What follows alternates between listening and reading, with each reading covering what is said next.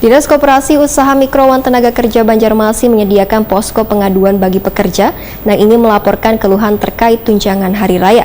Pendirian pos pengaduan THR ini menindaklanjuti surat edaran nomor 4 2022 yang dikeluarkan Menteri Tenaga Kerja yang ditujukan kepada gubernur seluruh Indonesia. Dinas Koperasi Usaha Mikro Wan Tenaga Kerja Banjarmasin menyediakan posko pengaduan bagi pekerja yang ingin melaporkan keluhan terkait tunjangan hari raya.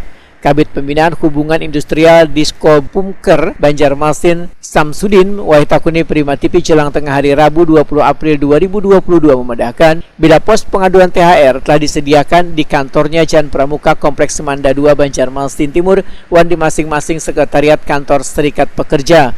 Menurut Samsudin, pendirian pos pengaduan THR ini menindaklanjuti surat edaran nomor 4 2022 yang dikeluarkan Menteri Tenaga Kerja yang ditujukan kepada Gubernur seluruh Indonesia. Surat edaran tersebut mengatur tentang pelaksanaan pemberian tunjangan hari raya keagamaan tahun 2022 bagi pekerja atau buruh di perusahaan. Pos pengaduan THR ini didirikan pada tahun-tahun sebelumnya menjelang Idul Fitri. Samsudin menghimbau setiap perusahaan agar memenuhi hak yang harus diterima bubuhan karyawan 7 hari sebelum Idul Fitri. Bila nantinya ada pengaduan terkait keteledoran perusahaan membayarkan THR karyawannya, maka akan ditindaklanjuti sesuai aturan yang berlaku karena berpegang pada surat edaran Kementerian Tenaga Kerja. Namun, setiap pengaduan tersebut, ujar Samsudin, kadang langsung diambil tindakan tapi demediasi terlebih dahulu.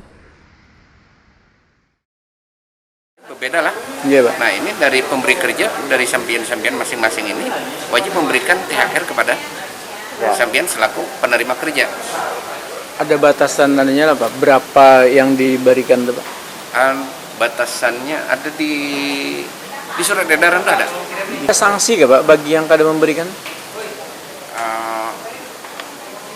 Kalinya ada aduan dari si yang punya hak THR itu mengadu ke kami, biasanya kami lakukan mediasi.